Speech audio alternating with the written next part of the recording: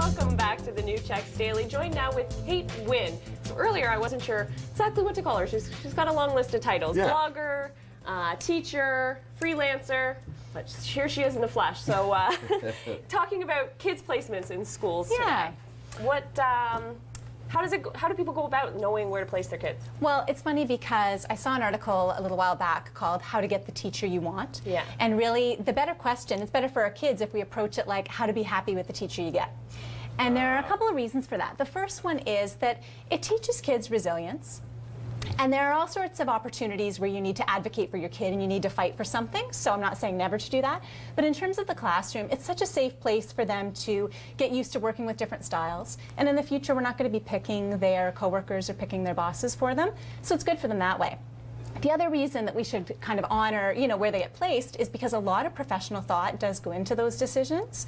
So yeah, we put a lot of effort into it and consider a lot of factors when we're deciding what classrooms kids should be in. Really? Because I always thought it was just a lottery when I was a kid. It's like, oh man, I got stuck with her again. She's going to be so hard on me. Well, you guys are really sitting there saying, you know what, this kid is trouble. We got to make sure that someone's hard on him. Yeah. Well, yeah, maybe. So ultimately at the school, it's the principal's decision. But most principals are smart. Mine had been anyway. And they ask the teachers for input because we've worked with the kids all year and we know them.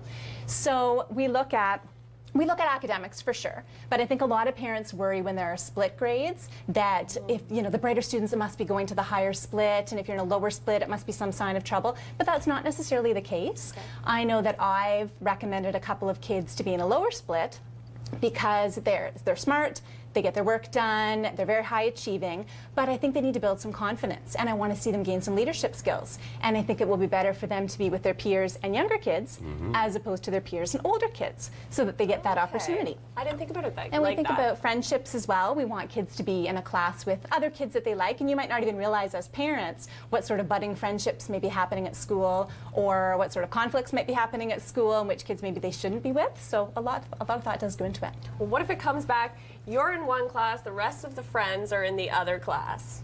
What do you say to the kid? Well, go for the transfer, or? No, I wouldn't say go for the transfer at all. I would say that the staff must have had a reason and must think that there are friendships to be had in that class.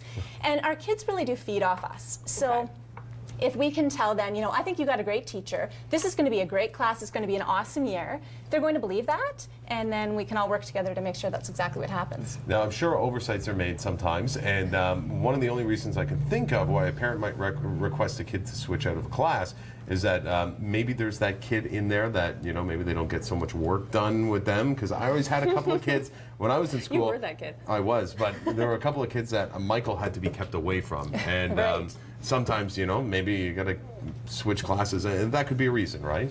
Yeah, so that's something that in advance parents could definitely talk to the principal and say, if possible next year, I think it would be better if my child wasn't in the same class as so-and-so. So it's not based on teacher preferences, it's based on what you think is best for your kid that way. Great. And what about, just going back to those split classes, is that because, are we seeing more of those now? Is that a common thing? I remember maybe there was a couple back when I went to school. It does happen a lot. Sometimes schools choose to do it if there are groups that they think would learn better because they're, if they're separated. But a lot of times it's just about numbers. Schools get assigned teachers based on the number of bodies, and you have to kind of make that work. And now that there are caps on class sizes, sometimes you fill a class, there are a few kids left over, so they kind of go one way or the other, and then you end up with splits. So we make the best of them. Fantastic. Thank you so much. So much good information, of course, heading back into school. And as Mike mentioned earlier, 'tis the season not only for school, but to give blood. Let's go back to Aileen. Kaylee.